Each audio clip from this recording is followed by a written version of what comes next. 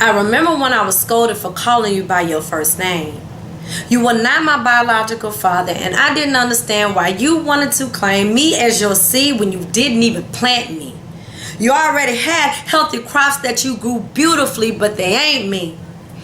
The farmer who didn't stick around long enough to reap the harvest that he had sown, not even checking one time to see if his seed had become fully grown. Up until that fateful day, your first name was synonymous with the word temporary. The very thought that I would call you my dad and you might not call me your daughter was scary.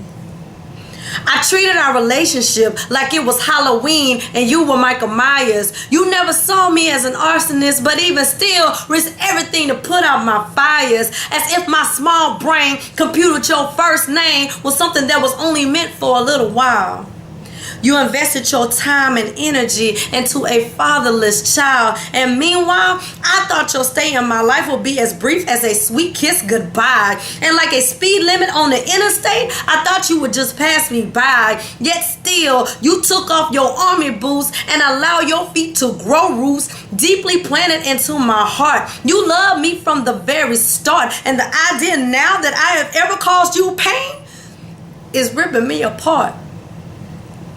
I should have never addressed you as if you were just a good movie that I couldn't afford the admission to see a second time, as if it would be easier for a paraplegic to try and find the tallest mountain to climb. I can count on one hand, better yet 3 fingers, how many times I have seen you cry. 3 times I saw the hurt drip from your eyes. I didn't even see the tears fall when death's cold grip ripped through and took everyone that was ever close and dear to you. But I vividly remember one not entirely due to me, but of the possibility of losing your family. And another time is when you thought cancer was going to let death take an axe to me and cut more from your family tree. And then there was, well, when you just told me recently, Toi, you are hurting me. See, Daddy, I am very good at math and arithmetic, and I added these numbers up real quick. 3 times out of 3, your tears 100% of the time has something to do with me.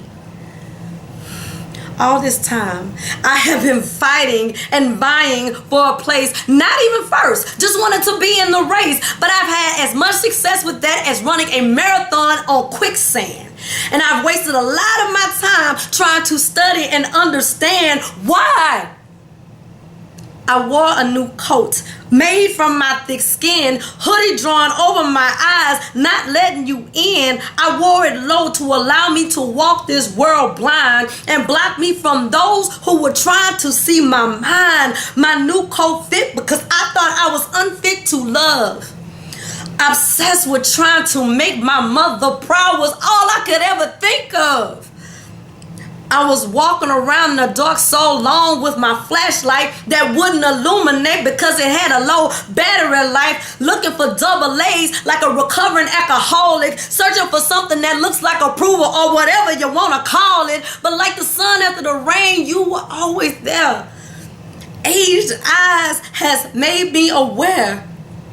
You didn't give me life, but life is what you bring. And even though I am grown now and found someone who gave me his crown, Daddy, you will always be my king.